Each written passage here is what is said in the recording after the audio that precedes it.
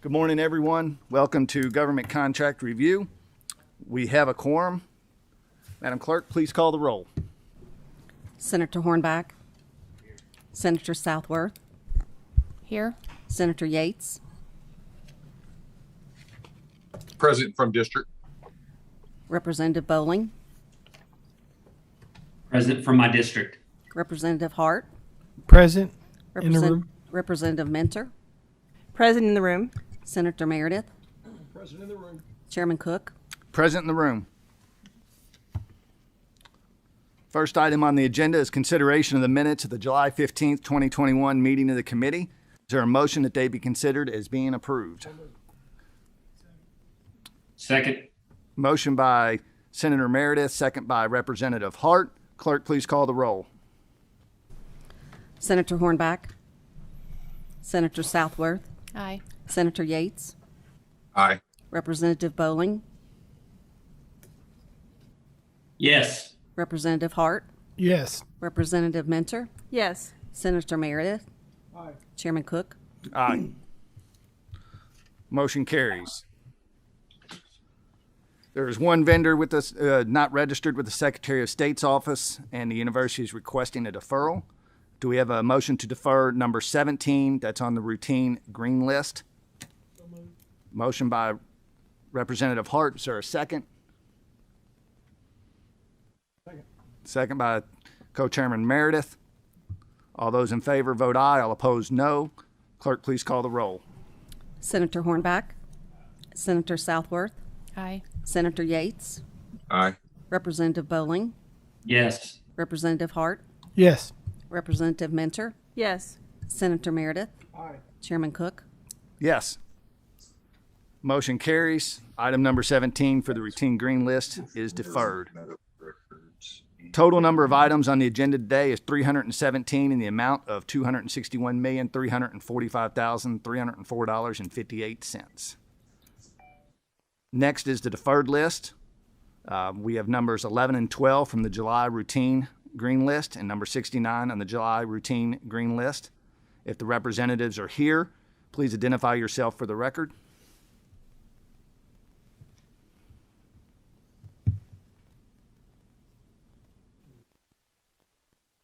That's Department of Local Government and the Justice Office of the Secretary. Yes, sir. This is Bill Pauley, attorney at the Department for Local Government. Billy Johnson with the Department for Local Government. Welcome to Government Contract Review. Thank you for being here with us this morning. Co-Chairman Meredith has questions on 11 and 12. Well, you folks very well remember the conversation from last month as these two contracts, the point of contention, point of concern was the fact that we were paying a woman significantly less than a man for what appeared to be identically the same work, and we deferred this and asked you folks to, I guess, come up with a solution to this problem, or at least some further explanation would justify that type of pay differential, and I think you folks agreed to do that, so I'll turn it over to you folks.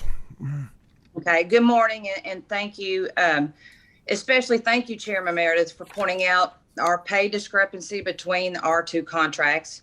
It was definitely an eye-opener that this was not caught in our review of the terms, especially since 3 out of 5 of us actually were women that were sitting on this review committee. So unfortunately, it still went unnoticed, but we look to take care of this problem. So after your comments last month, we looked at the job functions of these contractors. Importantly, we found that both of these individuals are Community Development Block Grant certified, or other, as well known as CDBG.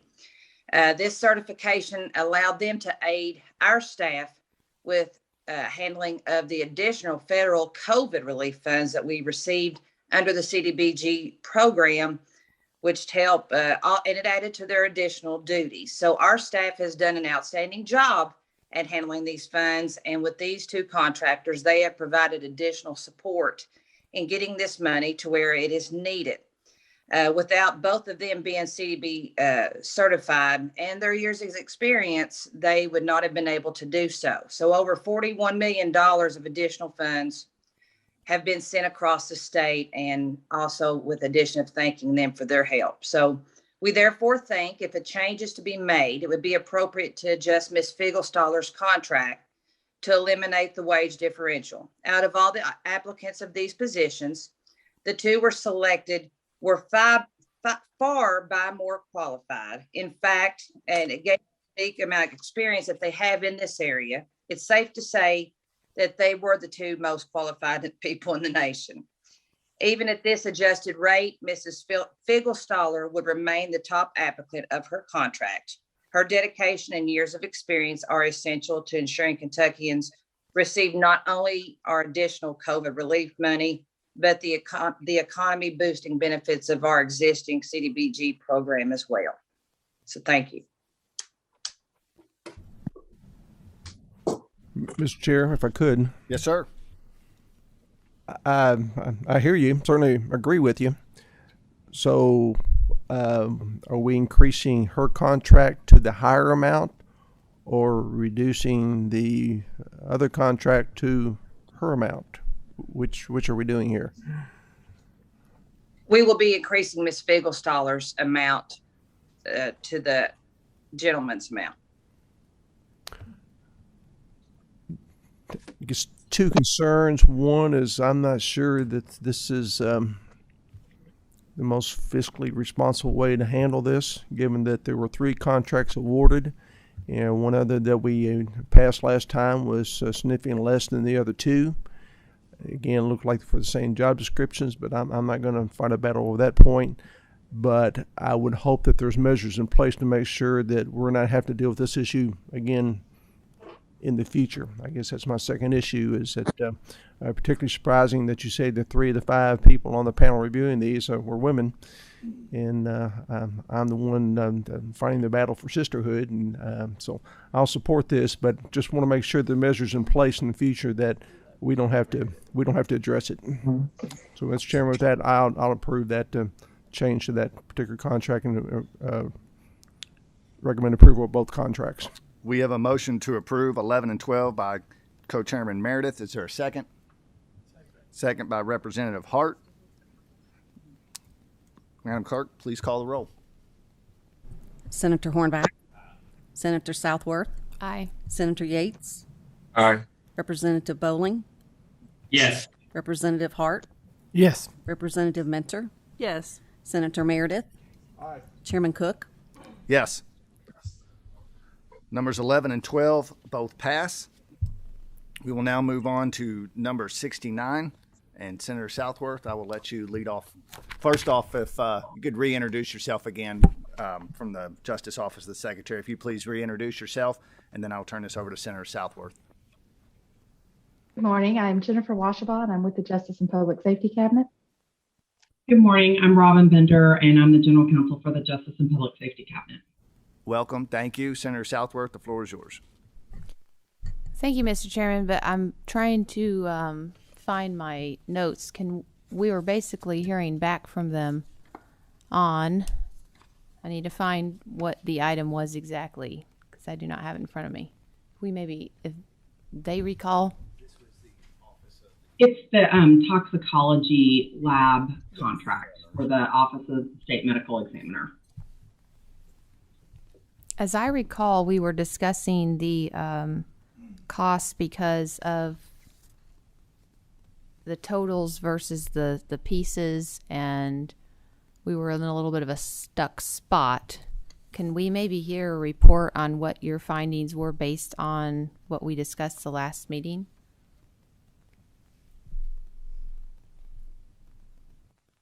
Sure. And I was not at the last meeting, but because this contract is under bid protest, I wanted to make sure that I was present today. And,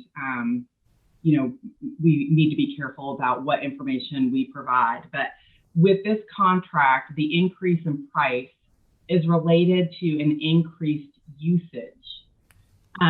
Historically, this contract amount has been increasing over time, In fact, the prior vendor had 2 contract extensions, one from July of 2020 through the end of December of 2020, and another one from January 1st of 2021 through June 30th of 2021. And those extensions were to allow us to bid this contract out and put out an RFP and select, a winning bidder through that process. As we recall, what happened was there was one little glitch with our normal provider, and in the process, we ended up going with this new contractor, and there's been a question of whether they were transferring the test kits or whatever you call these things over to the new people. There was this big hang up, and what we wanted to find out is, are we making a seamless change, and why is the one little hiccup with the original vendor, why are we paying more now? And I'm not talking about the total, because it's the per is the big issue. Why are we paying more to the new out-of-state vendor? If I recall, maybe the original one was in-state. You're going to have to refresh my memory because I don't have it in front of me. The prior vendor was out of state as well. There was not an in-state vendor that submitted a proposal to the RFP, but the prior vendor was also out of state. Okay, but they were a long-standing vendor. So the big question here really is, are the old tests getting done now with the new vendor? Is this all good, or where are we at? So the old vendor is holding the samples that they have. There are approximately 200, a little over 200, about 230 or so samples that the old vendor is holding and refusing to send back to the Office of State Medical Examiner. We've been in discussions with the old vendor, and we have also filed a request for relief with the Finance and Administration Cabinet following the administrative process to try to resolve that conflict. And we do have a conference scheduled with the Finance and Administration Cabinet tomorrow, along with the lawyers that are representing the old vendor and the cabinet. But they are still holding them, and we are still trying to resolve that issue. Additionally, like I said, the increase in cost, it's an increase in the total amount of the contract. It is not an increase in the per test cost. The prior vendor, for the most common panels that were tested, the price per test was $107.50. And under the new contract, we're paying the new vendor actually $107. So there's not an increase in the per test cost. The increase in the amount of the contract is related to usage. And as we've all seen, unfortunately, with the drug epidemic and things going on during the pandemic, there has been a significant increase in drug overdose deaths that have required an increased amount of these toxicology tests. Okay, thank you. Mr. Chairman, I'm not entirely sure that I have any more information than I had the last time as far as with the hang up whether this old vendor is going to work out or not, but I would just kind of defer to the other members of the committee to help how we move forward. Obviously, they're going to be hung in potential litigation here for a while, it seems like. Thank you, Senator Southworth, and I agree with you. And my question is you said you're actually meeting tomorrow in the Finance Cabinet with both groups and trying to sort this out. Yes, that's correct. And we have been we've been doing everything we can to try to get the samples back. So we have had discussions with them. There have been letters exchanged, and now we have a conference tomorrow with the Finance and Administration Cabinet and the other party. With the light of that information, I think it's proper that we make a motion to defer this while you all continue to work this out, and therefore I move that we defer this contract. Second by Co-Chairman Meredith. Madam Clerk, please call the roll. Senator Hornback. I might have one question before I vote. Yes, sir. My question would be, if we defer it, does that make a backlog? We're already having problems with the old vendor. And so is that going to make more of a backlog that it will be hard to get out of that? The new vendor is currently receiving tests samples from the coroners and from the Office of State Medical Examiner and proceeding forward under that contract, we got an exception or approval from the Finance Cabinet to continue on with the new contractor during the bid protest. And so we are moving forward under the new contract, and the new vendor is providing the testing services that we need moving forward. So you're moving forward with the new contract that we haven't voted on yet, correct? Well, that is correct. Like I said, we did receive approval from the Finance and Administration Cabinet. With the expiration of the old vendor, we were left with no contract except for the new vendor contract that was chosen during the RFP process. That was the only contract we could utilize at that point, and the Finance and Administration Cabinet approved our continued usage of that during the bid protest.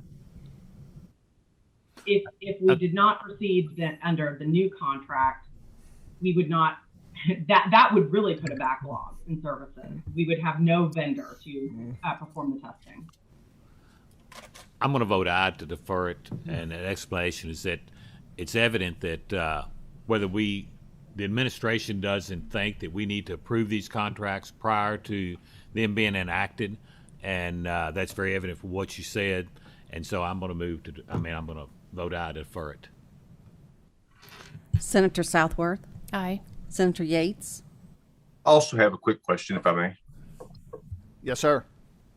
It's so in the event, and I'm thinking back to contracts as we were when I was in local government here. In the event that the period we don't approve, it's operated on, I guess, as based on use. So this contract would have been from July 1st, 2021 to June 30th, 2022. So in the event that another vendors we wind up voting this down, it would be a pro rata payment. Is that correct to the presenter? I'm actually going to ask my colleague if she can answer that question. I do believe that what you're stating is correct. It's we would pay for services that took place from July 1 until the point in which either the contract is denied by the committee or the protest is upheld in their favor versus ours. Does that answer your question, sir? Yeah, it does. My concern was just making sure that the medical examiners weren't left without recourse, and then making sure that we wouldn't put ourselves into some kind of legal battle. But thank you. With that being said, I would vote aye as well. Representative Bowling. Aye. Representative Hart. Yes. Representative Minter. Yes, and briefly explain my vote. Yes, ma'am. I'm glad to know that the talk screen process is moving forward. I could not have supported deferring this contract if it was going to lead to creating a backlog at a time that we have record number of overdoses in this Commonwealth. So I hope we can get this worked out by the next meeting. Would you like to place your vote? Oh, I'm sorry. I vote aye. Senator Meredith. I'd like to explain my vote, Mr. Chair. Yes, sir. Obviously, since I made the second to the motion, I'll vote aye, but it's a difficult situation I think we're placed in. To Senator Hornback's point, I think what they're trying to say, Senator Hornback, is in all these instances, finance trumps legislature every time. And I'm not sure that's the intent of this committee, but it is what it is. It's just disturbing. So, but I vote aye. Chairman Cook. Yes. Motion carries. Number 69 has been deferred. Next order of business is consideration of the agenda, including the deferred list, personal service contract list, the PSC amendment list, memoranda of agreement list, memoranda of agreement amendment list, and the corrections list, except for those items selected for further review. Do we have a motion to consider the contracts reviewed without objection? So moved. Motion by Chairman Meredith. Is there a second? Second by Senator Southworth. All those in favor vote aye. All opposed, no. Madam Clerk, please call the roll. Senator Hornback. Senator Southworth. Aye. Senator Yates. Aye. Representative Bowling. Yes. Representative Hart. Yes. Representative Mentor, Yes. Senator Meredith, Chairman Cook. Yes. Motion carries. We're going to be a little out of order today to accommodate a few requests, so everyone please be flexible. We're going to start with Eastern Kentucky University. The first item on the pulled list is number 9 on the routine personal service contract green list, and number 7 and 9 on the personal service contract for 10,000 and under. The representatives from EKU are here. Please identify yourself for the record. Good morning, Mr. Chairman. Ethan Witt with Eastern Kentucky University. I also have several of my colleagues joining this morning who will speak to their respective contracts that were pulled. Welcome, Mr. Witt. Co-Chairman Meredith has questions on number 9. Or 7. Let's start with number 7, sorry. Or number 9 on the green list. Yes, that's a contract with Crow LLP. And I appreciate y'all joining this morning. I know that you've got some other commitments we have to get to, so I'll try to be as brief as possible. But Mr. Wood, as you well know, I have a real aversion to retroactively approving contracts. And I'm looking at the letter that was sent to us to explain this, and there really is an explanation. I'll read it verbatim. This contract was not prepared and submitted in the time prior to the start of the service. This was an oversight. We genuinely apologize for having to ask for special review in this matter to address that mistake. That really doesn't tell me anything. And part of my problem with retroactive approval of contracts is it tells me there aren't processes in place to make sure there's continuity of these services whenever there's a turnover of personnel. And I'm assuming that's what happens because when we talk about COVID and everything else, that just bothers me that, again, we have to approve something retroactively and really can't perform the functions of our job when we're asked to do that. Again, there's no real explanation. It was an oversight. It shouldn't be an oversight. If there's process in place, doesn't matter where you have turnover employees or not, the process is there. The policy is there. You follow the policy. And obviously, someone did not in this particular situation. So that's why I have a problem. I understand, Mr. Chairman, the process certainly did fail us in this instance. We apologize for that, and we'll work to make sure that that doesn't happen in the future. My colleague, Jeff Burks, is on from our procurement office. I will just turn it over to him. Jeff, if you would like to speak to what happened in this instance and how we're going to prevent this from happening going forward. Thank you, Ethan. Jeffrey Burks, University procurement official. Yes, sir. And I do understand that this was a huge oversight on my part. I'd like to provide a little more detail than what was in the letter. Essentially, I mistook this particular PSC for one that is to not be filed, which is foundation business, with one that is to be filed. That was a mistake on my part. And unfortunately, my mistake was compounded by the fact that since I did do that, I relayed incorrect information to those above me that everything was correct. So this really does rest entirely on my fault for not just making the mistake, but for causing subsequent mistakes by those above me who were not able to correct it. We have worked on my training personally so that I do have a better understanding of that and to allow me to make the most effort to make sure that nothing like that happens again. I do sincerely apologize for causing extra work for the committee. As was stated at the beginning of this, there are 317 items, and unfortunately I added one to that as well. So I do apologize for that, but that is essentially what happened, and I will do everything in my power to make sure that it does not happen again, sir. Well, I appreciate you falling on your sword. But again, you know, I'd like some stronger assurances that there's policies and procedures in place, that nobody ever has to question these things. And I know this contract is legitimate. There's no doubt about that. But we're asked to look at these things to make sure that there's transparency, that the dollars are well spent. And if they're already been expended, that's already after the fact. And as a result, we can't do our job when that happens. So again, appreciate you following your sword, but yeah, let's make sure it doesn't happen again. Absolutely, sir. Are there any further questions or comments on number 9 from the green list? Motion to approve. Motion by Representative Hart. Is there a second? Second. Second by Senator Southworth. All of those in favor vote aye. All opposed vote no. Madam Clerk, please call the roll. Senator Hornback, Senator Southworth, Aye. Senator Yates, Aye. Representative Bowling, Yes. Representative Hart, Yes. Representative Mentor, Yes. Senator Meredith, Nay. Chairman Cook. Yes. Motion carries. We will now move on to number 7 and 9. Mr. Witt, I will let you take off with that. This is 7 and 9 on the goldenrod list.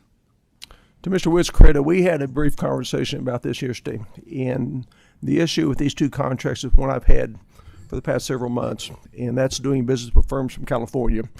And not to belabor the point, but just to remind everybody that my concern is that back in 2017, then the Attorney General of California, Javier Becerra, decided that legislation that we passed in Kentucky that has absolutely no impact on California whatsoever, that he should protest and not allow state employees to ever travel to Kentucky except for some very exceptional areas. And that concerns me. It's not the substance of the legislation, but the fact that another state can unilaterally take this action, and I think it sets a very dangerous precedent. And we could have civil war amongst the 50 states if this pattern continues, and it makes no sense whatsoever. He obviously doesn't respect the sovereignty of states, which he should, and his intent was to hurt the economy of Kentucky, which, in fact, he has, maybe not significantly, but he has. So we're talking about creating jobs in Kentucky, and it's hard to do if we don't have the business to do it. But the people he's really hurting are not legislators, which I think was his intent, but working people who depend on travel from other states for business purposes and sometimes for tourism when they come here for business purpose. And to me, it's just inappropriate. There's one way to resolve this, and would be for our current governor, to call the governor of California and say, hey, let's stop this nonsense and repeal this mandate that your former Attorney General placed on Kentucky. But obviously, that's not going to happen because the two contracts that we have declined previously, Finance Cabinet has overruled. So again, I don't know how else to send a message to the folks in California that this is not appropriate, other than if they're going to hurt our economy, then we're going to take retaliatory measures. So that's why I don't want to approve these two contracts. Again, Mr. Witt, I'm not sure there's anything that you can say to justify that. Other than I think there's two options available. I can make a motion to decline, which I don't know if it'll pass or not. Even if it does pass, I expect Finance Cabinet will overrule it. Or I can respectfully ask you folks to defer this and look for other options that may be available to us. So I'll turn it over to you. Mr. Chairman, if we could begin with the one that's on the screen now for Susanna Jones. I will say that is a very important contract for one of our premier academic programs on campus, our social work program. I have Stephanie Sonner on with us this morning, who's the department chair of that program.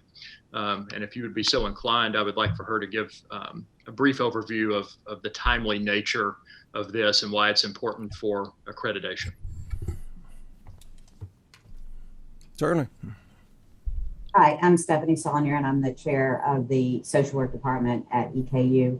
This contract was related to the accreditation process that our MSW program, our brand new MSW program, is currently going through.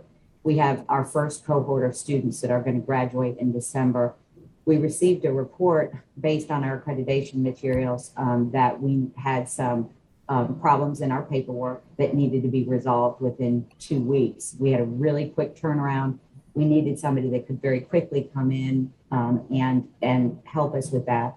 And this vendor was the best fit for that.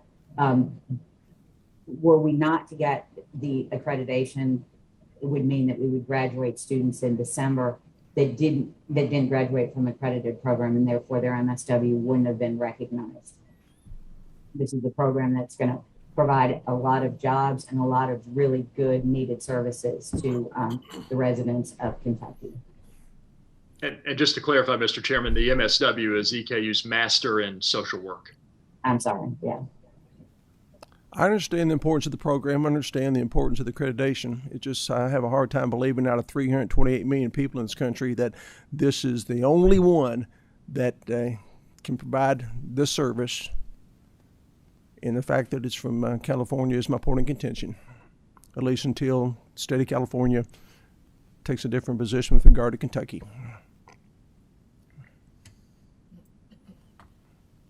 That's all I have, Mr. Chair. Thank you, Chairman Meredith. Senator Southworth.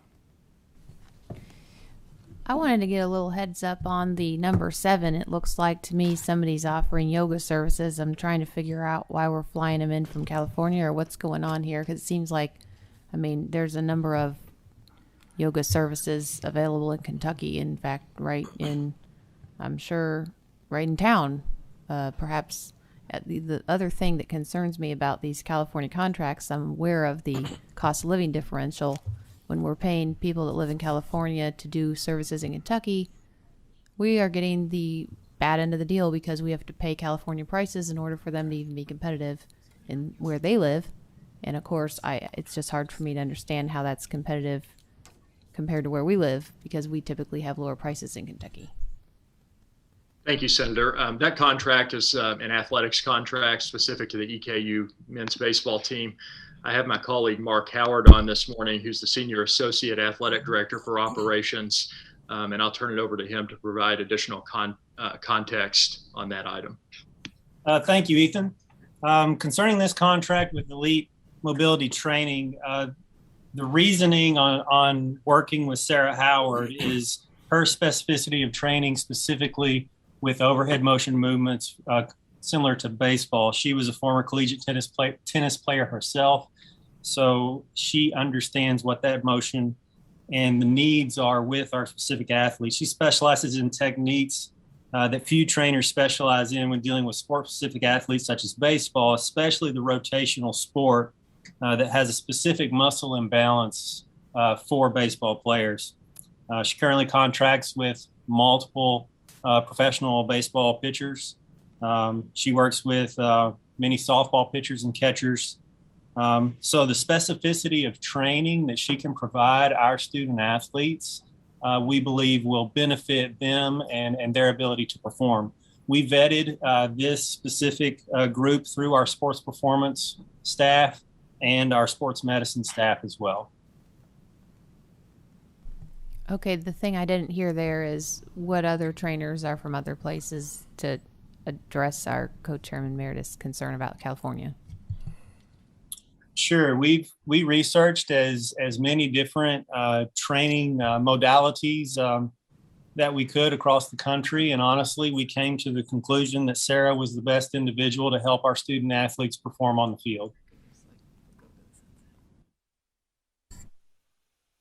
Mr. Chairman, I don't have anything else. I don't mind to make a motion, but I also want to leave it to their committee members to help address this issue. Any other? Mr. Chairman, I'd like to say something and then make a motion. Yes, sir. You know, I understand. I agree with Senator Meredith on this. You know, when you get down to the roots of it. But what I don't want to do is Kentucky to be seen as a state that will not do business with private entities out there, and also a state that does not allow its institutions of higher learning the tools they need to meet their goals. These are two very small contracts in the big picture of things. This is who EKU has chosen, who have done their due diligence on it. And while I do not agree with the stance the Attorney General of California has taken, I don't want to hurt EKU and private enterprise for that matter. So I'll make a motion that we approve item number 7 and number 9. Motion by Representative Bowling. Is there a second? Second. Senator Yates. Senator Yates. Thank you, Senator Yates. We have a motion and a second to approve number 7 and 9 on the goldenrod list. Madam Clerk, please call the roll. Senator Hornback. Senator Southworth. Aye. Senator Yates. Aye. Representative Bowling. Yes. Representative Hart. No. Can I explain my vote? Yes, sir. This has been an issue that's been ongoing, and although I do agree with Representative Bowling's sentiment, the problem that I have and the reason why I am voting no again on a California contract is if we don't stay consistent with our approach to this, then we look like we're picking winners and losers. And I don't want to be somebody who's picking winners or losers, but I also want to note too, the California Attorney General's order or recommendation to his state has hurt private business in this state. So therefore, I'm voting no. Representative Minter? Yes. Senator Meredith? I'll explain my vote. Yes, sir. My apologies to the committee because I'm sure we're going to see more of these contracts in the future. I'm always going to take the same position. You know, we're less than half a year away now from being in session again, have to have a budget that's going to be challenging. And we're going to hear from all of our post-secondary education folks about how they're going to need additional funds. And where are those funds going to come from? For the most part, they come from income tax, from people who are working Kentuckians. And again, this action on the part of California was intent to harm the economy of Kentucky, which in turn harms working people in Kentucky. Now, both these contracts are very small. I recognize that, but it reminds me of a story I heard yesterday about fathers whose two sons wanted to go to a movie that has some inappropriate content in it. And the father said, no, I'm not going to do it. And the two boys were very upset about it. And they said, well, Dad, you know, there's just a little bit of foul language and just a little bit of inappropriate behavior there, but and then it's a good movie. So the fathers said, no, I'm not going to let you do it. They pouted, they fumed. Then they were called down to supper and found out their mother had made their favorite dessert, which was a pan of brownies, and they were ecstatic. And before they bit into them, the father said, oh, I should probably remind you that, or tell you that I asked your mother to add a little bit of manure, just a little bit of manure to these brownies. And so pay attention to it. So obviously they threw it out. And that's the point I'm trying to make here. These are small, but the implications of this, the ramifications of this are very broad. This is hurting the economy of Kentucky. It's a very dangerous precedent. And again, it could be easily resolved if the governor in our state would call the governor of California, who are both the same party, and just say, stop this war on Kentucky. But that hasn't happened. So this is the only way that I know to protest this and protect the working people of Kentucky. So I vote no. Chairman Cook? Yes. Motion to consider the contract viewed without objection is approved. Thank you. Thank you. Thank you. Next item on the polled list is with Transportation. Office of the Secretary. It's number 20 on the routine personal service contract green list. If the representatives are here, please identify yourself for the record. Hi, I'm Laura Hagan. I'm the Assistant Director in the Division of Purchases for the Transportation Cabinet. Welcome. Co-Chairman Meredith has questions. Welcome to the Steve Meredith Show. My question about this is this entire process, and I'm reading from the explanation that we're given for this exception, this contract. And it mentions the joint board that was created to administer the Louisville, Southern Indiana, Ohio River bridges, and I get that. But it talks about how this board authorized this contract, and they obviously didn't realize that it had to be reviewed, approved by our legislative committee. So I guess my question is the process. Since this is a joint board, whose laws are we following whenever we award these contracts? Is it our Chapter 45A or Model Procurement Code? Are we following Indiana's? And just exactly how does this process work? I just need some explanation. Yes, sir.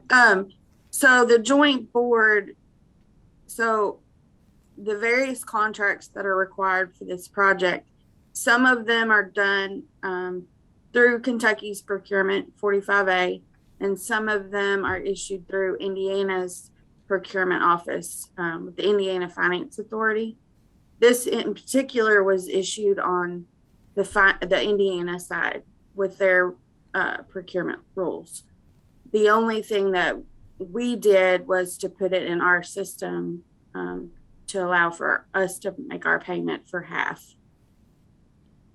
Well, I appreciate that, but you haven't helped me a whole lot. Again, I recognize it's a joint board, Kentucky and Indiana, And you said, sometimes it's Indiana's procurement code, sometimes it's ours.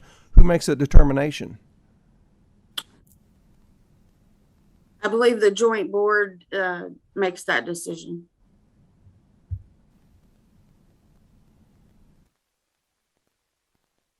Robin, can you elaborate on that maybe?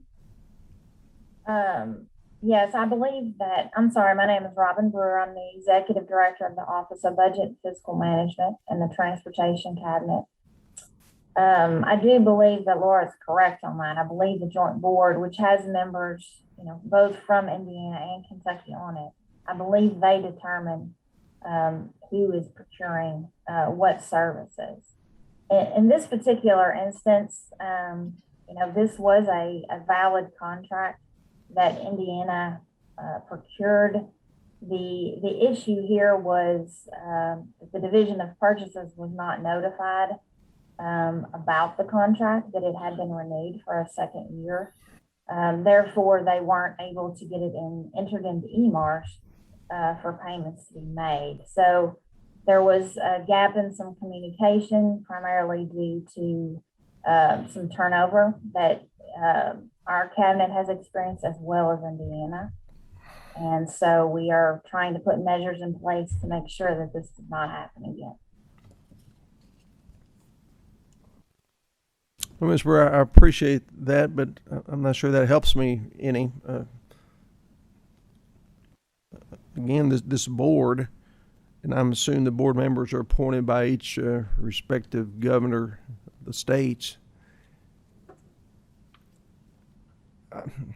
I guess I'm just uneasy as to what the criteria is for which model procurement code do we follow. I'm just puzzled by that. This one in particular is a law firm, so I don't know why it would fall under Indiana's instead of Kentucky, or shouldn't it be mutual, but I don't have a comfort level with that.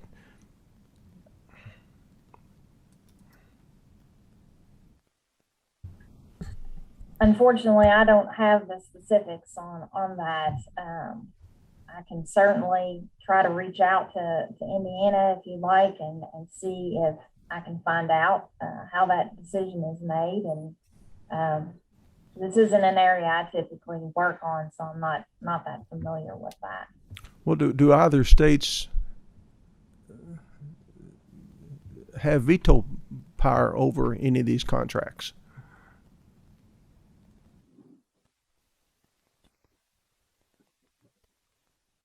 Again, my concern is that this board could encumber the state of Kentucky for an expense that maybe isn't needed or excessive or whatever, but our state government wouldn't have any opportunity to veto that?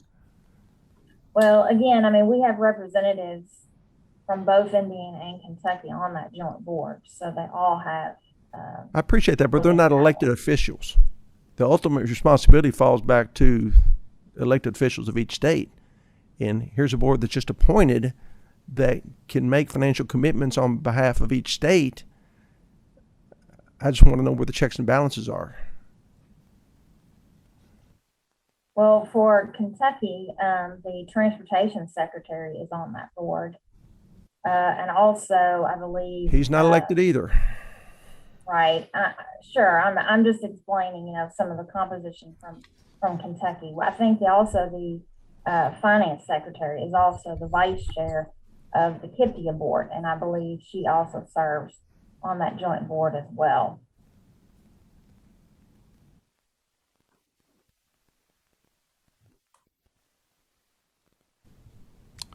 Any further questions on number 20? Do we have a motion to consider the contract reviewed without objection? So moved. Was that you, Representative Minter? Motion by Representative Minter. Is there a second? Second, Senator Yates. Second by Senator Yates. And may I explain, Mr. Chair? Before we go in, we can go into the vote, but if I could explain before the voting starts. Let's go into the vote, and I'll let you explain your vote when we get there. How about that? Thank you. All right. Yes, that's sir. perfect. Madam Clerk, please call the roll. Senator Hornback, Senator Southworth, Aye. Senator Yates. Aye. And may I explain that I vote? Yes, sir. In being in Louisville, we've had numerous issues and problems working with issues with the Bridges Tolling Project, including the collection of funds. Liens are put against cars that have otherwise been transferred. People are paying enormous amounts that otherwise aren't due to them. So I think that's one thing that we have. My office, when I was at local office on the Metro Council, I was inundated with calls. So I think absolutely necessary to have a legal firm, hopefully, that will go above and beyond just the collection, but also the resolution of issues that are unfairly targeting a lot of Kentuckians and people crossing. It's what this happens is it's easier for them to pay a $20, $50 fine, especially when they add up, other than disputing or arguing with the problems there. And so I've written letters from my previous office several times. And so my hope is with this new firm coming in, that'll be one of the issues I hope is resolved, and therefore voting yes to move that for other reasons as well. Thank you. Thank you. Representative Bowling. Yes. Representative Hart. No. Representative Minter. Yes. Senator Meredith. No. Chairman Cook. Yes.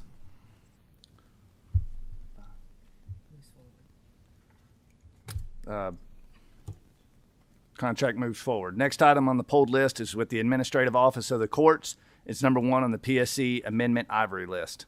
The representatives are here. Please identify yourself for the record. Senator Southworth has questions after you introduce yourself. Good morning. My name is Ashley Hooker Lane. I'm the manager of the Division of Procurement. Good morning. My name's Danny Rhodes. I'm the executive officer of court facilities at the Administrative Office of the Courts. Good morning and welcome, Senator Southworth. Thank you. It says here we're providing funds for architectural and engineering services that include conducting assessments on court facilities in 37 counties.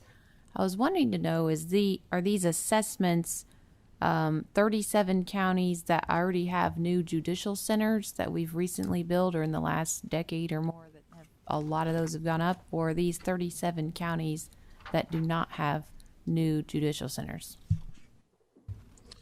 These are not counties that have new judicial centers. And in fact, most of these have had limited to no repair, renovation or major repairs done since the early 2000s or late 1990s. So are these assessments to try to make basic repairs to courthouses as they exist, or are they to attempt to look at which ones they want to build new judicial centers in first?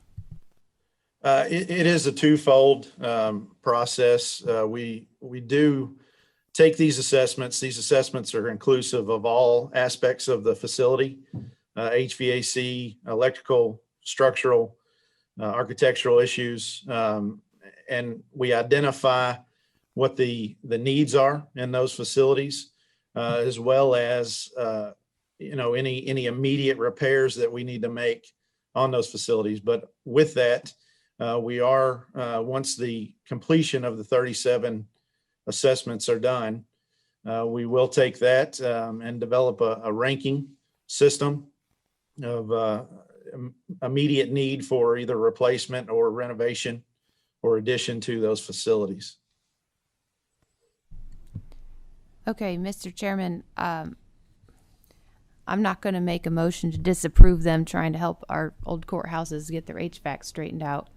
But I do want them to be aware that as soon as they show up and say that we need to build a giant monstrosity in our local town squares, that will absolutely be getting no vote. But for today, I would move to approve. We have a motion to approve the contract without objection. Is there a second? Second by Representative Hart. Madam Clerk, please call the roll. Senator Hornback. Senator Southworth. Aye. Senator Yates. Aye. Representative Bowling.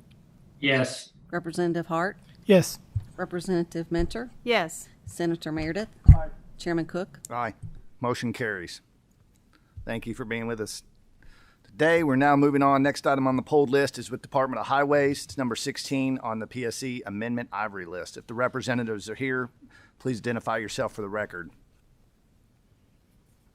Yes, good morning, everybody. I am Eric Pelfrey, our Director of Professional Services with the Transportation Cabinet, and I'm also joined by John Michael Johnson, who's our Project Manager, and Kevin Sandifer, who's our Location Engineer. So, gentlemen, do you want to introduce yourselves? I'm John Michael Johnson. I'm with Transportation Cabinet District 12 in Pikeville, Kentucky. Okay. I'm Kevin Sandifer. I'm with the Transportation Cabinet Central Office. So welcome. My biggest question is just, we've got a engineering contract 21 years old. And if you could just explain that for me, it'd be very much appreciated. I'll take the lead on this. This project was started, it was to provide a passing lane on Kentucky 194 in Pike County. This is the road that goes from Pikeville to Phelps, Kentucky. And this project is actually, all the right of way has been purchased, all the utilities have been moved, and it's been lying dormant. So these funds, the majority of them is to bring this up to do the environmental work, to bring it up to federal standards so we can apply for some federal construction dollars. Again, currently this is state funded. And again, the majority of these funds are to do environmental work to bring it to federal standards. And then there's also some funds in there. Again, the plans are 5 to 6 years old, and there are some funds in there to bring those up to current design standards also. Okay.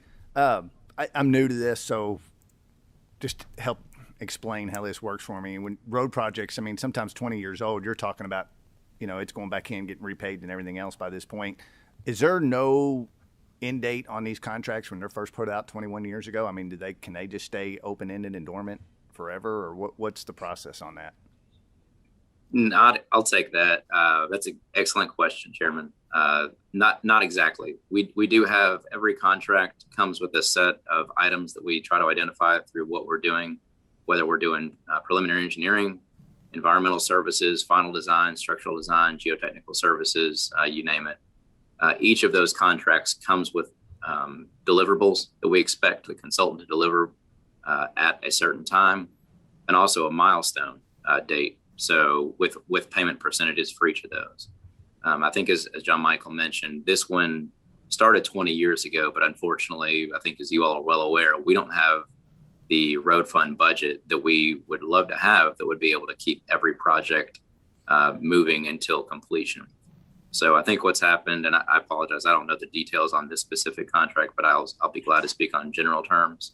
What happens a lot of times is the local legislature may change, and what was in favor with one representative may not be with the next one. So this one looks like it's been on hold several times. As John Michael said, it's laid dormant. We've picked it up and continued some minor work, and now I think you all are well aware we don't have the state toll credit match that we used to. So we're having to federalize a lot of our projects. In doing so, we have to bring that up to the federal NEPA environmental process. And that takes a little bit more money to do so, but it allows us to save a lot of money in the construction phase. Well, thank you. And I've got no problem with the contract or with the work itself. It's 21 years old. I'm sitting here on a committee. I'm trying to figure out what's going on and how a project can be that old here in the Commonwealth. So appreciate your explanation. With that being said, I'll make a motion to approve without objection number 16 on the Ivory list. Second by Representative Hart. Madam Clerk, please call the roll. Senator Southwood. Senator Hornback. Senator Yates. Aye. Representative Bowling. Yes. Representative Hart. Yes. Representative Mentor. Yes. Senator Meredith. Chairman Cook. Yes. Motion carries. Thank you. Thank you. Thank you. Okay. Senator Southworth is going to.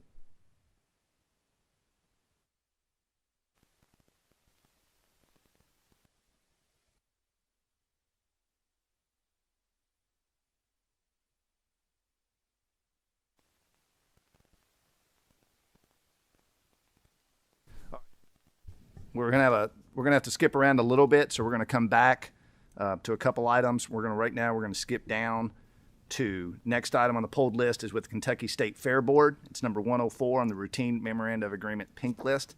If the representatives are here, please identify yourself for the record. Yes, hello. My name's Tony Schreck. I'm the Chief Financial Officer of the Kentucky State Fair Board, and with me I have Sean Hensler. He is our Director of Security and Safety at the properties. Welcome. Good morning. Thanks for coming to Government Contract Review this morning. I sent a couple questions. Did you guys receive the questions I sent to you? Yes, sir, we did. Perfect. We did. If you guys could just kind of go through that would be wonderful. Sure. So I believe the first question was how this compares to 2019 Kentucky State Fair. And so historically, we've spent about $30,000 on the state police services at the state fair. And just to confirm, that is overtime only for the hours we pay. And this year, the contract obviously is for quite a bit more. With the difficulty in finding security and to help us out with to address our client needs and the needs for our in-house shows, we thought some extra funding this year would give us more options on security services if they are needed in the future. We don't anticipate the Kentucky State Fair itself from going over previous years, but this does give us a little bit more flexibility down the road with our other in-house shows that we produce, as well as, again, meeting our client needs for the rest of the fiscal year. Very good. Thank you. Do we have a motion to consider the contract reviewed without objection? Motion by Senator Hornback. Is there a second? Second by Representative Hart. Madam Clerk, please call the roll. Senator Hornback. Senator Southworth. Senator Yates. Aye. Representative Bowling. Yes. Representative Hart. Yes. Representative Mentor. Yes. Senator Meredith. Aye. Chairman Cook. Aye. Motion carries. The next item on the pulled list is with the Department for Environmental Protection. It's number 2 on the memorandum of agreement for 50,000 and under of the lavender list. The representatives are here. Please identify yourself for the record. Yes, good morning. I'm Corey Troutman. I'm the Director for Financial Management for the Energy and Environment Cabinet. And we've also got Larry Taylor here from the Environmental Protection Department. Good morning and welcome. Chairman Meredith has questions. Well, not really questions, Mr. Chair. The issue is that retroactive approval of contracts, and my position on that has never changed. You know, the explanation we're given is the contracting agency has experienced staff turnover and responsibilities have changed multiple times, and COVID's thrown them there as well. My position has always been if there's processes and procedures in place, it doesn't matter whether you have turnover or not. You follow the policies and procedures, and I don't think turnover is ever a legitimate excuse. And again, in all the years I've served on this committee, I can only think of 1 or 2 examples where truly it justified a retroactive approval of a contract. One being the Kentucky Center for the Arts, when they had a fire and they had to do something immediately and they couldn't wait for approval. That's acceptable. But things like staff turnover, just to me, it's not a legitimate reason for us to retroactively approve this contract. Again, it's a small amount. It's already been done, so it's kind of a moot point. It's just a matter of protest that I don't like retroactively approving contracts. So really no questions, just a comment. Any further? I understand what you're saying, and we do respect the committee and try not to have these occur. We've obviously trained our staff, the ones who have been involved with this incident, and we do have more procedures in place, just trying to make sure that we know what routine contracts our cabinet does throughout the year to make sure that we have some oversight and some backup documentation and verifying that staff that are out in our divisions within the cabinet are processing what they need to.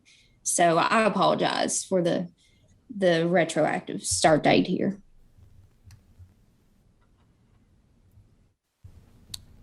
Any other comments by the committee? If not, I'll entertain a motion.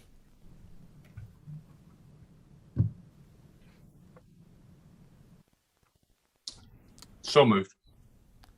Second. We have a motion by Senator Yates to approve the contract without objection. We have a second by Representative Mentor. Madam Clerk, please call the roll. Senator Hornback. Senator Southworth. Senator Yates. Aye. Representative Bowling. Yes. Representative Hart. Yes. Representative Mentor. Yes. Senator Meredith. No. Chairman Cook. No.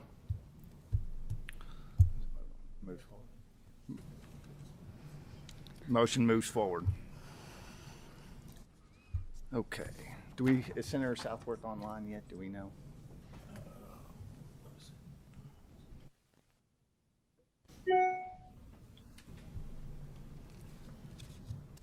Thanks, sir.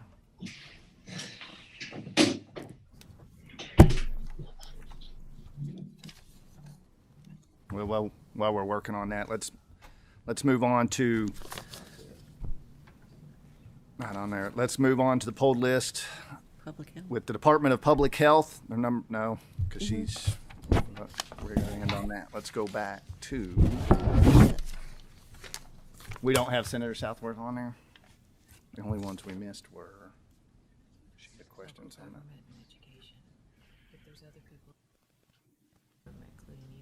So which one's that?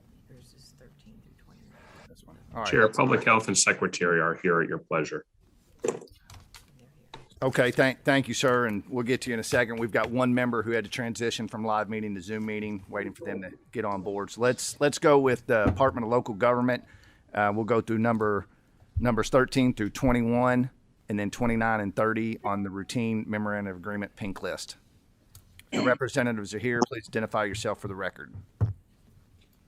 Billy Johnson, Executive Director, Office of Federal and State Grants. Laura Redmond, Budget Manager. Thank you very much. Probably a pretty quick question to answer. So I went through 13 and 21, and both of my area development districts were missing from that, the Bluegrass and the Gateway. And I was just curious what's going on with this money and why do we have some of the ad districts in it and some aren't?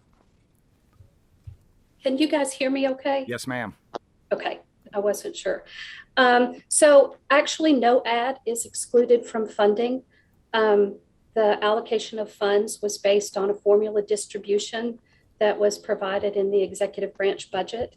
The reason you weren't seeing your ads was because you were just looking at the contracts that were approved in July, and Gateway was really quick in returning their contract, and they were actually submitted in June. And then for Bluegrass, David Duttlinger is in the Naval Reserves, and he was on an assignment. He was out, and they just returned their contract at the beginning of August, and it just went final last week. That's perfect. Those are the ones where I polled were 13 through 21. I was just trying to get a hold new to it, just trying to figure out everything that's going on. So thank you for that explanation. And I will make a motion to approve items number 13 through 21. Mr. Chair, I will second, but just like to kind of give some historical context to this. A couple of years ago, these contracts were going months without approval. So I just want to give kudos to the staff that has worked to get this where it needs to be. These are instances where we will see a retroactive request for approval, which is justifiable because they're waiting for the federal government in some instances to finalize these. Plus, they have to go back to these boards once they get the federal government to approve or allocations, and there's a timing issue sometimes. So, again, I just want to give kudos to staff. They've done a commendable job in getting these as current as they possibly can. And so thank you all for your efforts, and they have worked at keeping me personally informed because they know this was issued with me previously. But with that, I'll make a second to the motion. All right, we have a motion and a second. Madam Clerk, please call the roll. Senator Hornback. Senator Southworth. Aye. Senator Yates. Aye. Representative Bowling. Yes. Representative Hart. Yes. Representative Mentor. Yes. Senator Meredith. Aye. Chairman Cook. Aye. Motion carries. Thank you all. We'll now move on. Senator Southworth, welcome back. We'll let you ask questions on 29 and 30, and that is on the pink sheet. Thank you, Mr. Chairman. Number 29 first, Webster County Fiscal Court. Looks like they're trying to do a pretty sizable cost county park. And I wanted to get an idea, is any of this money toward this park, is this all one-time initial costs, or how in the world is Webster County planning to pay for maintenance? Because as I hear local governments all over the state trying to figure out how to shut down parks they can't afford to maintain, this just looks like a very costly park for such a smaller area. The money that Webster County has put in that is part of their the Local Government Economic Development Fund money, which is known as their single county co. So they have the discretion, and the way it's written in the budget bill, that their project selections and the money that they allocate is more based on what they do. And it's also has to have a resolution by the fiscal court passed, along with letters of concurrence with their area representative and senator. So as for, other than the scope of work and the budget that they send to us, I guess the more detailed information of that, the only thing that we can honor as a reimbursement on this would be what backup documentation they do provide to us, because it is a request for reimbursement on their part. I hope that I answered your question. I apologize if I didn't follow 100%. No, I mean, I feel like we are in a situation here where, when we're doing reimbursements, how much oversight do we have on how they're spending dollars? But I believe you've answered my question as well as you possibly can. We try to account for, and the paperwork that they give us has to match what they initially put this project under contract with. And if it doesn't, there's always a question raised on our part. Sure. Thank you, Mr. Chairman. I don't have any other questions. Okay. Yeah. Excuse me. Senator Southworth, would you like to ask on number 30? Yes, I'm sorry. I meant on 29. I don't have any other questions. I guess we could go straight to 30 since it's the same group. Yes, ma'am. So regarding these voting machines, this looks like another reimbursement item. And I wanted to find out, do we have any information? I didn't see any in the contract that tells us what voting machines these are. Are these, I'm assuming, updated new machines? I don't know if they're from Hart or from ES&S. Do we have any idea? We would not know that until they send the proper invoice and cancel checks in requesting for those reimbursements. Okay, and is it your experience that many counties use these funds for voting machines? Because I'm not sure that I've heard of that, but maybe I'm just not around enough. I'd say that my mind or what my memory would not recollect on these types of projects. But then again, like it's stated in the language of the budget bill, their project selection is pretty broad. And as long as there's a passed resolution upon the fiscal court and their letters of concurrence, we can't question what they would like to put those monies to use for if they fall okay through the budget bill language. Mr. Chairman, I have a real aversion to spending money on voting machines right now. I know a lot of county and local agencies are trying to do that this summer, and I appreciate maybe earlier in the summer, some were thinking they needed to get updated. The issue, of course, being that there's a number of outstanding investigations currently going on nationwide, including these machines that we are currently using. And all the research I've done, one, these voting machines are totally obsolete already, even if they're brand new. And we definitely don't want to invest tons of taxpayer dollars into something that we really can't even safely use the next election. So I'm always going to be a no vote anytime we're wasting taxpayer dollars on bad technology that costs a lot of money. We can certainly do our elections much cheaper and safer if we stick to things like paper ballots, can actually be voted by the voter and counted by the counters. So I would move to disapprove number 30. Okay, let's handle number 30. There is a motion to disapprove number 30 on the pink list. Is there a second?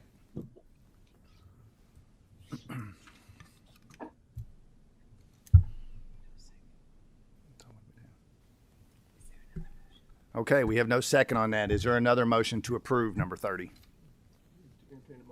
I'll make a motion to approve item number 30. Second. I'm going to go with that one. Okay, we have a motion to approve 29 and 30 by Representative Bowling with the motion, Representative Mentor with the second. Madam Clerk, please call the roll.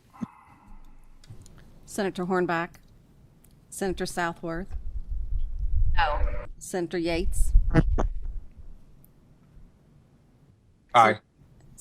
Representative Bowling. I vote yes, and I'd like to briefly explain. Yes, sir. You know, being from a Cole County, especially on the one number 30 with the coal severance receipts. Actually, both of them deal with coal severance receipts. You know, like was explained, those go in front of the county fiscal court. That's tax revenue, you know, derived by the severance of certain minerals, and you know, it goes through a process. The process is there. It goes through the process. It's not always spent in the most wise ways, but we decided as a state that decision is going to be made, you know, by a resolution by a fiscal court and by concurrence of the elected representatives in that area. And if that's what they chose to spend this money on, unless we want to change the statutes on how we allow them to spend the money or not spend the money, you know, if that's what they chose to spend the money on, then we should give them the leeway to do so. Representative Hart, Yes. Representative Mentor, Yes. Senator Meredith. I'll explain my vote briefly. Sure. Certainly agree with Representative Bowling. You know,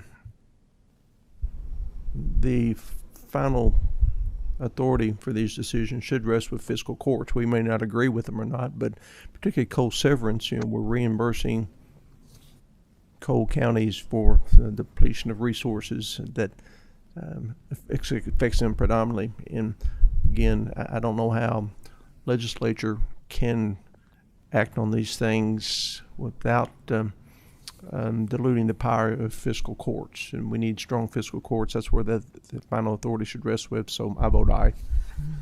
Chairman Cook. I vote aye.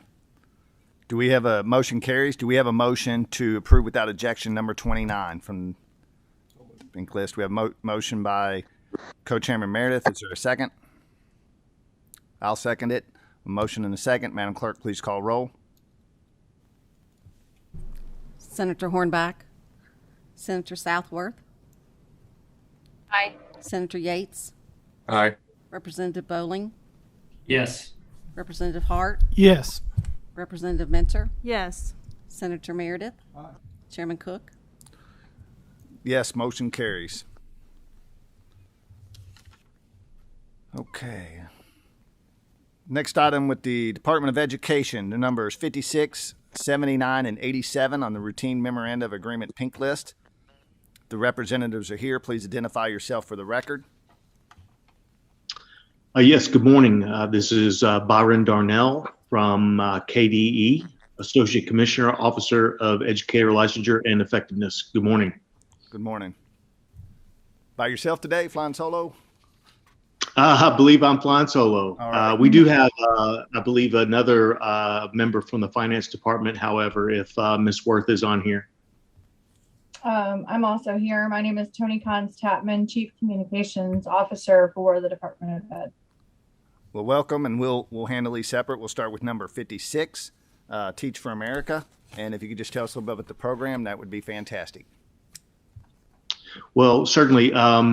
Of course, the department is just fulfilling the statutory obligation to fulfill the Teach for America agreement. And nationally, it is a nonprofit organization that seeks to fill typically difficult to staff areas by recruiting potential educators that did not go through a traditional teacher prep program or alternative prep program. And it is currently serving the Eastern Kentucky area. As of now, the reports that I've been privy to, there are 38 teachers that have been placed in the Eastern Kentucky area in conjunction with this particular contract.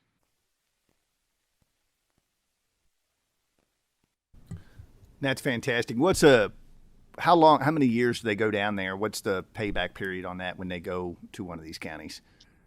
So the contract with Teach for America, they have to commit to 2 years. That is the least that they can agree on. So at least a 2-year commitment. That's great. My sister actually lives in Harlan. I've heard some success stories out of there, and I just want to thank you all for everything you're doing, everyone with the Teach for America. If there are no further questions or comments, I move that we accept number 56 without objection. Second. Second by Representative Hart. All those in favor vote aye. All those opposed vote no. Madam Clerk, please call the roll. Senator Hornback, Senator Southworth, Aye. Senator Yates, Aye. Representative Bowling, Yes. Representative Hart, Yes. Representative Mentor, Yes. Senator Meredith, Aye. Chairman Cook. Aye. Motion carries.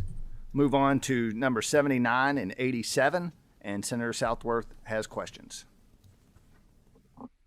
Thank you, Mr. Chairman. I wanted to start with 79 here relating to school climate transformation plan. We had a committee maybe a week or two ago, where we had police talking about their total inability to recruit new young people to join the force.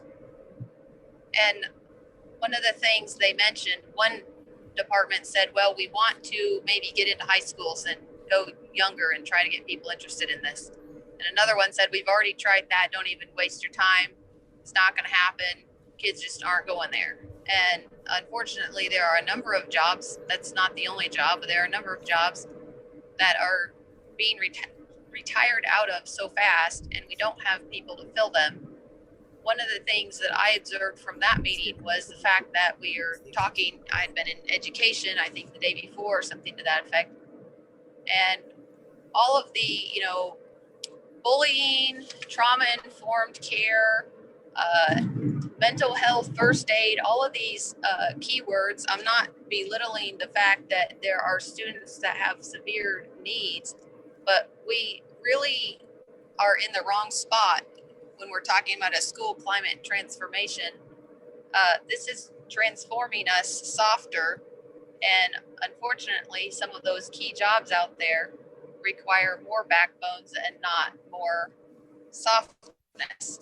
And I feel like the school climates are moving away from leadership and strong decision making, making hard choices. When a bully comes up to you, we don't need to talk about getting teddy bears. We need to be talking about how to stand your ground.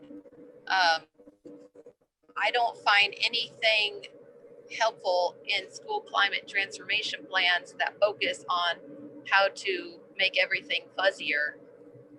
And this looks to be like what that is, but I wanted to get any clarification. Am I wrong on what the climate is that we're trying to transform toward?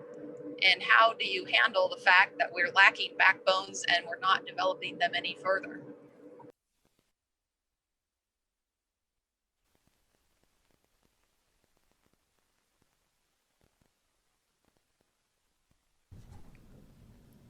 I think there are two other of my colleagues on here, Karen and Christina. I'm not sure if there's some technical. Good morning. Can you hear and see me? Yes, My ma'am. name is Christina. Yes, go ahead. Okay, good morning. My name is Christina Weeder with the Kentucky Department of Education. So this is a federal grant from the U.S. Department of Education to implement what they call a multi-tiered behavioral framework, which is another way of describing the framework that's been used in Kentucky for a number of years the positive behavioral interventions and supports. And so the intent is to reduce those problem behaviors that we see among students. And so this is an evidence-based practice that has been in place for a number of years and was previously supported through different organizations across the state, including the Kentucky Center for Instructional Discipline and the Abry Center at the University of Louisville.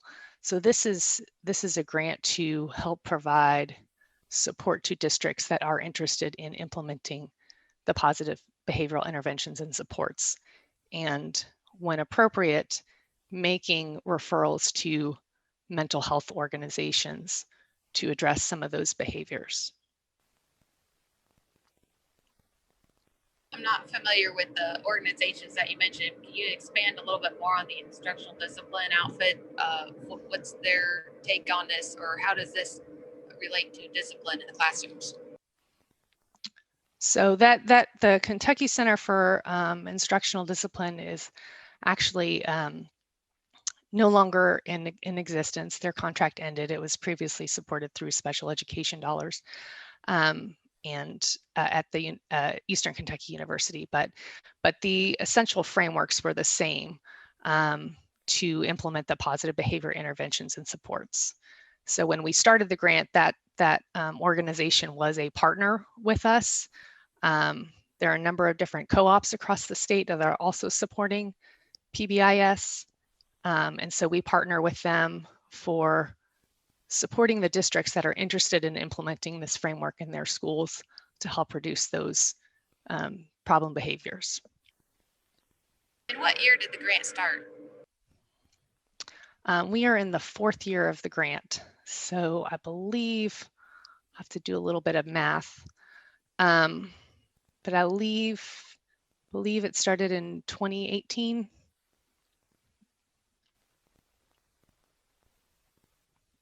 Okay, Mr. Chairman, I am not very comforted by the idea of U.S. Department of Education putting out grants. I think it's fairly clear U.S. Department of Education probably shouldn't even exist. Tell us in our state how things should go. And typically whenever federal grants come down and say, if you do this, we'll give you this money, I'm very concerned those usually mean their behavior modification plans, trying to put carrots and sticks with money out for us. I really prefer if we could roll our education back to a local level here in Kentucky and do what actually needs to be done without being hooked to all of these other strings. So I would move to disapprove number 79 for that reason. Okay, we have a motion to disapprove number 79. Is there a second? Second by Senator Meredith. All those in favor of disapproving, vote aye. All opposed, vote no. Madam Clerk, please call the roll. Senator Hornback. Senator Southworth.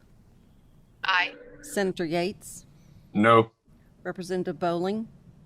No. Representative Hart. No. Representative Minter. No.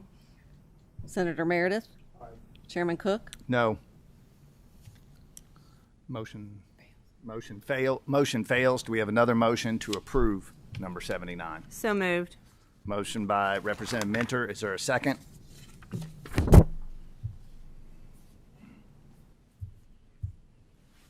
I'll second the motion. Madam Clerk, please call the roll. Senator Hornback. Senator Southworth. No. Senator Yates. Yes, and may I quickly explain? Yes, sir. I think that Kentucky, we still rank 47th among the worst educated states in the nation. And so for that, I think as far as any type of educational grants, programs, or incentives, carrots that we could possibly get, we should be reaching out for and applying. I probably vote yes. Representative Bowling. I vote yes. Representative Hart. No. Representative Minter. Yes. Senator Meredith. No. Chairman Cook. Yes. Motion moves forward. Moving on, number 87, Senator Southworth. Thank you. I just wanted to find out a little bit more what the actual substance of this is, because I see things on the contract list like we're going to prepare talking points to talk to the Board of Education, and frankly, I don't know that we need a contract to pay somebody $15,000 to create talking points. I pretty much read those all the time in the press releases. So what exactly are we doing here?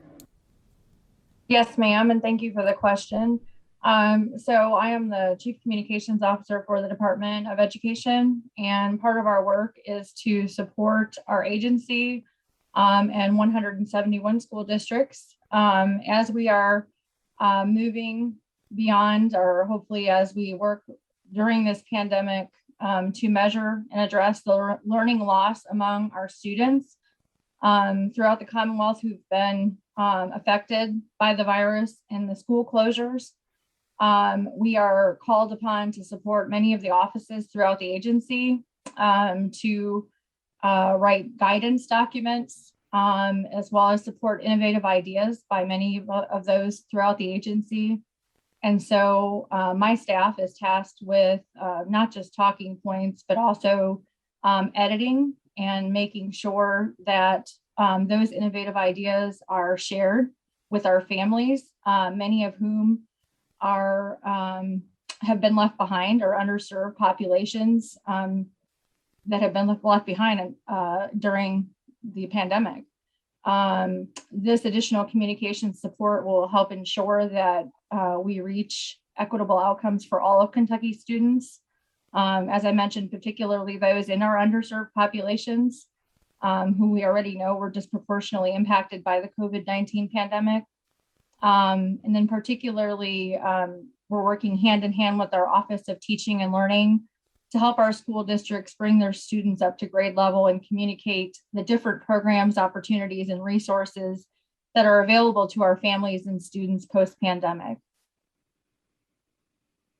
Are there going to be any talking points or editing or messaging going on to the board and its meetings or whatever about the need for kids to stay in school and not be have any kind of altered schedules this upcoming year, altered situations, including health concerns, like a lot of constituents reaching out worried about kids wearing masks for the third year in a row or being shut down? Is there any talking points or anything going on like that? We regularly work with the Department for Public Health and with our educators in the department to look at what guidance documents that we have and communicate those to our families. So I'm not sure if talking points are the right word to use for that, but communication is the preferred word of choice in reaching out and letting our families and our school districts and our superintendents know what is going on in our districts and our schools. We use a multiple array of communications tools for those, whether it be a webcast or a written form. We have a multiple array of tools available to us at the department.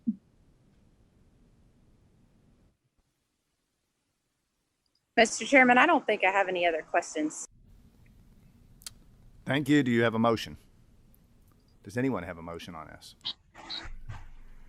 I don't have a motion either. It leaves me a little bit confused. I can't quite figure out if the Department of Education is the one making decisions and why they need a contract to get talking points to help them make their decisions. Does any member have a motion on we are number 87, the pink list?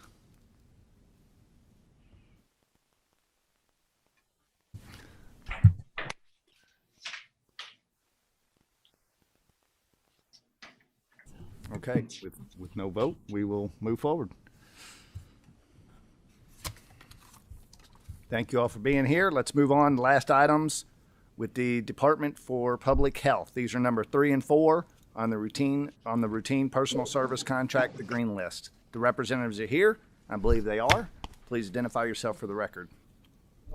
Eric Friedlander, Secretary of the Cabinet for Health and Family Services. Stephen Stack, Commissioner for Public Health. Welcome to Government Contract Review. Chairman Meredith, would you like to lead us off on this one? Yes, Chairman Cook. Gentlemen, appreciate you being with us this morning. Always good to hear from you. Always good to be here. Thank you, sir. My questions is on contract number 3 and $20 million, provide funds for multiple mobile providers to administer the COVID vaccines at locations statewide, yada, yada, yada. My questions first would be that a couple of months ago, we approved I believe it's $54 million contract for Wild Health to do this very same thing. So have they been successful? I guess that's the question. The first question is, have they been successful? Secretary, Steve, they have this contract is for ongoing effect. This was put out as an open RFP. And so what this is, we've set the standards for folks who want to provide these vaccines. And so this is one of those that if folks meet the standards that we ask for, they can provide the vaccines. I believe Wild Health is a contractor under here. And we will get as many folks as possible who will be able to do that and help us with mobile vaccines. Dr. Stack? Yeah, so adding to what the Secretary said, the contract that was approved previously, I think, expired June 30th. And so this is a successor contract to that. And they are successful in helping us to reach harder to reach populations and actually going out and making available in more rural areas and other harder to reach locations, specific events. So if an employer or a school or a community center or a church wants to have access to a vaccine event, this is a way that we can make that available through this particular vendor. Not knowing what the questions were today, I don't have the specific number of total unique individuals they vaccinated so far, but that's a number we could request from the vendor. This latest proposal we have here, is it direct response to the Delta variant? No, sir, it's not. We knew we would have a need after July 1st to continue this. And this approach actually allows for multiple different vendors. And so this is now open to any vendor willing to provide these services on the same terms. How many vendors will be participating? At present, 2 have applied, Wild Health and another one, which is an independent pharmacy in a smaller, more rural location. I remember that with the Wild Health contract, even though it was for $54 million, it was still based on a per administrative basis. So did we spend the full $54 million? Oh, no, sir, nowhere near. And in fact, in as far as the $54 million, this is the portion that has to do with this was probably bounded at about $23 million or so. And so this is not going to consume anywhere near $54 million for community vaccination. And the vendors who agree to this have no guarantees. The state is not on the hook for any minimum volume or any minimum commitment. It is purely a pay for doses delivered approach. So the vendors assume all responsibility for their own resources and planning, and only get paid for work actually performed. Do we have any specific geographic areas that we're focusing on at this time? Well, so Wild Health is willing to travel virtually anywhere in the state. So on a call I did a number of months ago with the school superintendents, I shared this and said, you feel free to reach out to them. This is a vendor that's available to you. For the other vendor, again, they're a smaller independent pharmacy serving their own community. They've assisted with their local jail. I think they may also have had another event that they were planning, but they'll be more of an asset to their specific local rural community. It won't be a statewide effort. Why isn't there a greater focus on putting these resources in our local health departments, since they're there, they know the people, they know the issues? Oh, we do support them via different avenues. So the local health departments have had access the entire pandemic to draw down funds and cost centers that they can bill all their COVID-related expenses, that are allowable per the federal grants funding them. But all their staff expenses, fixed equipment, tents, materials, they've been able to bill the vast majority of that stuff to be supported through the Kentucky Department for Public Health. So we do support them. But as we had discussion at the Budget Review Committee, just I think it was last week, Senator, the local health departments have been hurting for funding over a long period of time, over more than a decade, and public health has been under-resourced for a very long time. And so they only have so much capacity. They really have risen to the challenge, but there's only so much one group can do. And I'm very proud of them, but they also benefit from this additional help. You should be proud of them, and I'm a great proponent for the work they do and think that their role should broaden and not put words in your mouth, but you're saying this contract will supplement their efforts. Is that fair to say? That's correct. It's complementary. There's no competition. All right. Thank you. They're well aware of this. Yes. All right. Thank you. Thank you, Mr. Taylor. That's all I have. Thank you, Co-Chairman Meredith. Does any other member have questions or comments? Representative Hart. I just have one quick question, and might be just more some clarification.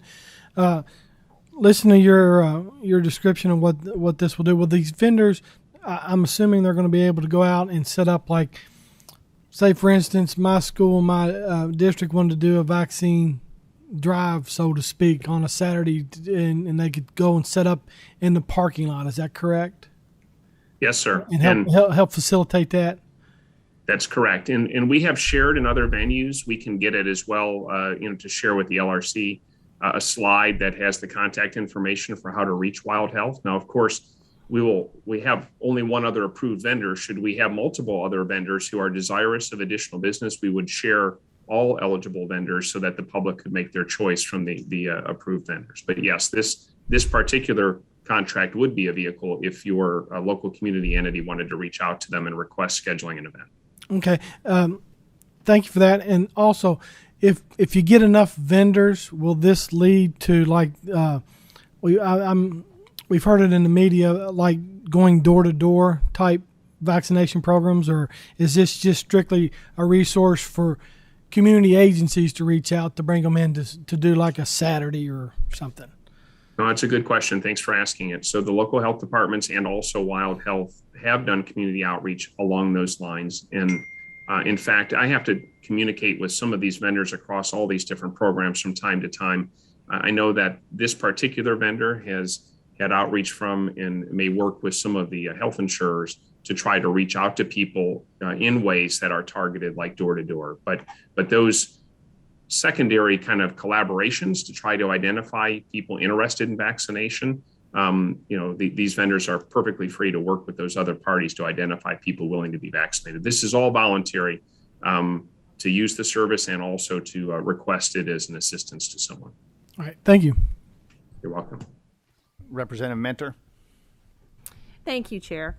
Good morning, Dr. Stack and Secretary Friedlander. I had a question and a comment.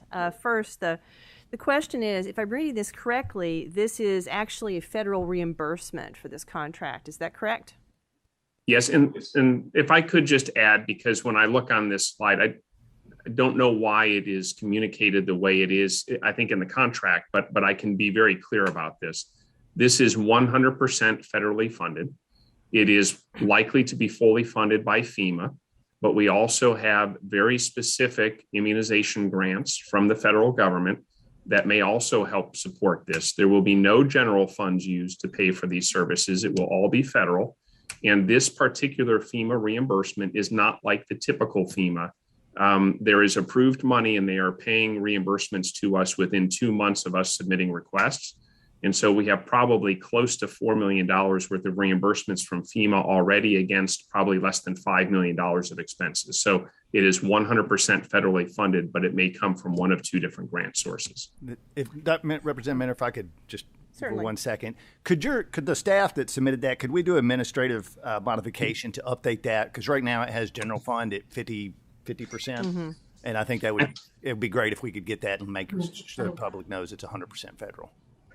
Thank you. And Mr. Chair, I think that the slide accurately reflects what we sent to you. I think what we need to do is just be more clear, and we're going to work on that so that you. It does. No, it does reflect what was sent to us, but if that's not accurate, we need to change it. Thank you. Yeah. Representative Mentor. Certainly. Thank you so much for that, Dr. Stack. And I wanted to applaud you all for bringing this forward today. What you describe is certainly what I've experienced in my own district, is that in order to reach difficult to reach populations, we literally have to meet people where they are. I'm very, very excited that you're continuing that work and reaching out with our positivity rate going over 10%. It is so necessary, and I'm very grateful for all of your efforts today. Thank you very much. Co-Chairman Meredith. Thanks, Mr. Chair. Just a quick question, Dr. Stack. I hear from your testimony that this RFP is kind of open-ended. Any legitimate healthcare provider that wants to provide this service could do so? Yes, sir. So on the state procurement site, there is an open RFP posted with the terms of the agreement, and it remains open at this time. Yes, sir. How are you publicizing that, or are we? Secretary.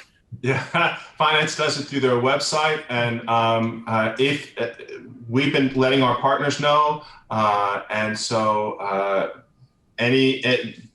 testifying today. Anybody that's seeing or watching this, if you know of folks who may be interested in participating in this contract, please, we'd love more folks to participate in this. Well, I appreciate that, because I think there are a lot of providers, particularly in rural areas, that want to be more proactive with it and would welcome the opportunity. So I appreciate that's an open RFP. Thank you. Yes, sir. Are there any further questions or comments from the committee? Yes, Mr. Chairman, I have a question. Yes, ma'am. Floor is yours. As I recall, when we talked about the Wild Health contract, it was $75 per vaccine administered. That was the breakdown of the costs. And this one says it's $81, and I'm trying to figure out, is Wild Health going to end up getting more money for this, pretty much the same thing they were originally doing, and everyone else is getting more also, or why the change in costs, or am I missing something? No, I think so. The original contract was structured so that if we exceeded a certain threshold, so if they went over 200,000 doses, and so between 200 to 300,000 doses, that we got a discounted rate, and that if it was less than 200,000, it was, I think, the $81. When we did this for a multi-provider contract where we had to make it available, we wanted to make sure that other vendors, perhaps other smaller vendors and others, had the opportunity at lower volume to still find this an appealing service to offer to reach more people. So I think that's how we probably reached the $81. Okay, thank you. That makes a lot of sense. You're welcome. To approve, is this second?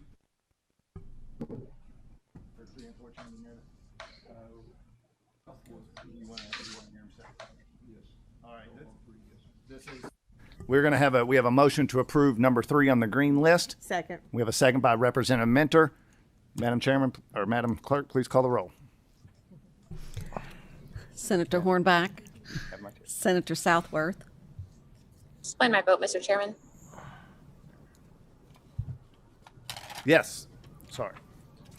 I do appreciate the unwinding of the Wild Health situation, where it seemed very specific and single monopoly style contracting. I do think that as far as a matter of public policy, this is a much better situation. However, I of course have major reservations about the entire vaccine program in general, and that's why I'll be voting no. Senator Yates. Aye. Representative Bowling. Yes. Representative Hart. Yes. Representative Mentor. Yes. Senator Meredith. Aye. Chairman Cook. Aye. Motion carries. We are now on number 4 on the green list. Senator Southworth, do you want to start off the questions on this? Sure. This appears to be, it includes students and staff in the listing here of who we're doing testing for. I'm trying to get a handle. I mean, $103 million, that's a lot of testing. And are we only going to be testing students and staff for COVID this year because we have federal money, or are we also testing for flu and other sicknesses as well in the schools now?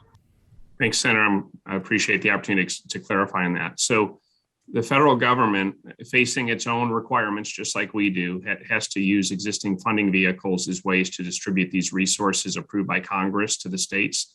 For this particular community, and because of the importance of supporting K through 12 schools, the federal government, through the Centers for Disease Control, has given us a $134 million grant, of which a portion is reserved by the terms of the grant for administrative costs. So the $100 million, $103 million figure is the amount exclusive of administrative overhead allowed to be used. It is very specific, the performance terms of the federal grant. It may only be used for K through 12 school situations. The services must be provided directly to the K through 12 community. So we can't go contract with the health department to do this. We have to, the health department could apply as a vendor, but we can't just send money to a health department. It has to be a school or a superintendent or an administrator who chooses to participate. And it is only for this next calendar or this next school year that we are just about to embark on. And so, yes, I would observe that it is a substantial sum of money. I would hope that we can all encourage all of the superintendents and all of the public and private school administrators or heads or principals to please go sign up with one of these vendors. It is fully funded by federal funds. And on our website, available from KY COVID-19, right in the middle, it says K through 12 schools, and there's a link for superintendents to go to where you can search by your specific county and find all the vendors who have said they will service your county. But yes, you are correct. It is very specific to this setting and that time duration. And if I may, I'm sorry. I was just wanting to add that this is a similar setup to the vaccination contract. It is an open RFP. We've had about 15 respondents who have responded to this RFP. There are several others that are going through the process of becoming approved. But this is set up in that same open RFP style.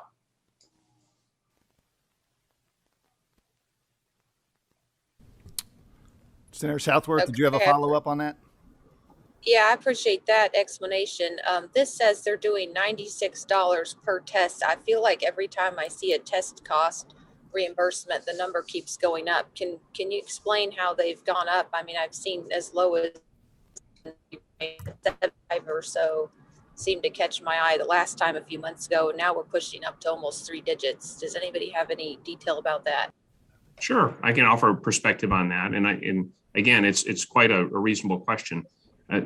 Each of these different procurement avenues has different constraints. This is one where we had to define the terms of the engagement so that everybody knew what they were bidding for in order to get enough people to cover all 120 counties, because I think we've all acknowledged before that Kentucky is not uniform, that rural and urban and different communities on different sides of the state have different needs and different constraints.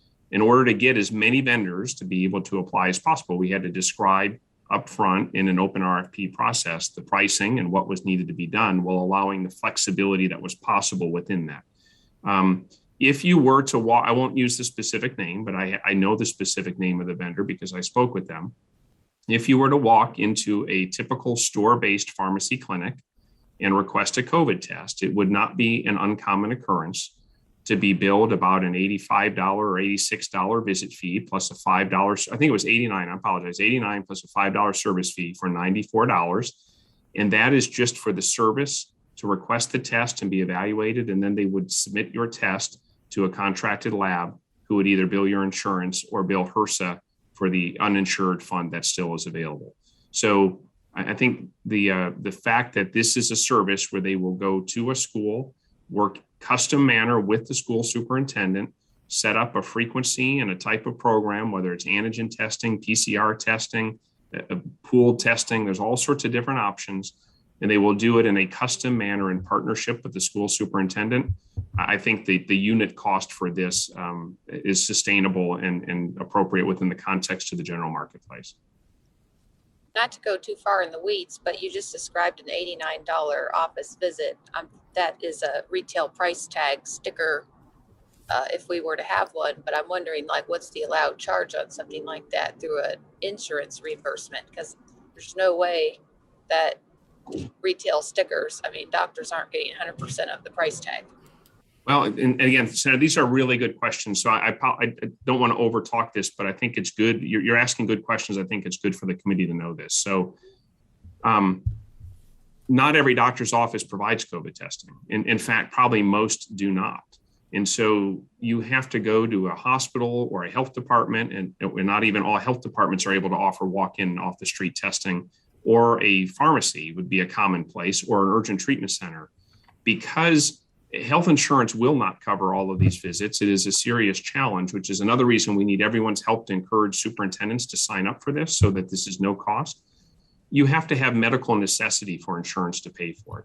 So if you walk in the door and you say, I have a fever and a cough and I was exposed to someone who tested positive for COVID, that will be allowable probably by most insurers, commercial and public. If you walk in and say, I'm a college sorority student and I was at a party and I was exposed to COVID and I want to visit my grandma and I don't want to give her COVID, probably that will not be covered by health insurance because it has not got medical indication. It is, I'm curious, I want to lower my risk, but it won't be allowable. And so in this instance, this is different because you don't have to have a reason other than that you're a student or an employee or a contracted vendor of a school, and you are eligible to get this at no cost. We have a real challenge, I think, with general Kentuckians who want to get tested because of concern of exposure, for whom there are currently not funding sources to make that accessible to them. We're working on it, but I want to acknowledge it is a significant challenge. Okay, just a final follow-up. I, without sounding too favorable to the insurance racket that goes on with healthcare, I do understand medical necessity. It seems a little telling. We're spending money, public dollars, on something that even health insurance won't cover for people. But I do want to ask one final question. We were talking about specifically the K through 12 space, so there's no hopefully sororities involved in your example. And there was something in the contract here about consent. Are we requiring as part of this parental consent for students to receive these tests, or how's that going to work? Yes, the vendor has to work with the school superintendent, the leadership, or head of the school. They have to work in a process that is mutually agreeable to the school leadership, and then for the vendor to make sure that parental consent is obtained. Yes. So there's no clarification in our contract as a state what the law requires relating to parental consent? I think that it states that the consenting process must be addressed between the two parties. And so I don't have the exact language in front of me, but it is our expectation that be addressed. This is all a voluntary program. There's no compulsory nature to any aspect of this. That's Representative Hart has a question. Once again, just a little clarification. So let my wife's a school teacher. I'll use her as an example. If she felt like she might have been exposed or something, then she can come in, I guess, to the school nurse and ask to receive this testing just to make sure she's not passing it on to somebody or been exposed. If her employer makes an arrangement, they just have to sign an agreement they have to identify a vendor, sign an agreement so that they identify that they have selected this vendor. That's how we know that we can actually pay them, because the authorized educational leader has made that determination and given us documentation of that. But the answer would be yes. I mean, the goal is to keep kids in school. And so we want to have, particularly when we have federal resource of this magnitude, we want to make testing widely available to the students and to this faculty, staff, and vendors to do our very best to allow anyone who wants to be tested the chance to do so to minimize the risk of the disease getting in the schools. Now, it does not currently allow for the parents of students. That's not included in the federal grant language. But just to be clear about that one wrinkle. Okay, but the student itself or him or herself could get tested with parental consent if the local district has set up the vendor. Yes, sir. Okay, thank you. One quick question: is there a cutoff age on any of the testing from K through 12, or if you're enrolled, you're eligible? Is that the? If you're enrolled, you're eligible. Okay, very good. We have a motion on the floor from Co-Chairman Meredith. Is there a second? Second. Second by Representative Minter. Madam Clerk, please call the roll. Senator Hornback, Senator Southworth, No. Senator Yates, Aye. Representative Bowling, Yes. Representative Hart, Yes. Representative Mentor, Yes. Senator Meredith, Chairman Cook. Yes, motion carries. Final item, thank you for being with us today. Final item on the agenda. Thank you. Consideration of an exemption request from the Administrative Office of the Courts. They request an exemption from Committee Policy Statement 99 TAC 4, which prohibits contracts and agreements from extending beyond the biennium for 3 MOAs with Department of Health and Human Services, Substance Abuse and Mental Health Services Administration. That is a lot. It's a mouthful. For the enhancement of the adult drug court programs in Floyd County, 100% federal funds to expire July 29th, 2026. Do we have a motion? Motion by Co-Chairman Meredith. Is there a second by Representative Hart? Madam Clerk, please call the roll. Senator Hornback, Senator Southworth, Aye. Senator Yates, Aye. Representative Bowling, Yes. Representative Hart, Yes. Representative Mentor, Yes. Senator Meredith, Chairman Cook. Aye, motion carries. Next meeting is scheduled for Tuesday, September 14th, 9 a.m. Motion to adjourn. A motion, is there a second? Second. All in favor signify by saying aye. Aye. Motion carries. We're adjourned.